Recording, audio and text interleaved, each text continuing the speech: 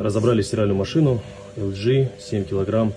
Данная стиральная машина уже после ремонта, послужила она буквально 3 месяца. И какая здесь проблема? То есть ремонт делали, естественно, не мы. Вот такой вот способ нанесения смазки на сальник — это большая ошибка. И причем смазка — это самая дешевая, это литол. Она не предназначена для работы в таких условиях. По этой причине стиральная машина вышла из строя. И деньги были отданы просто зря. И никакой гарантии, никаких обязательств мастер не понес. Поэтому мы будем переделывать, уже будем переделывать с гарантией, будем устанавливать хорошие сальники и с правильной смазкой. А вот такой вот колхоз делать нельзя.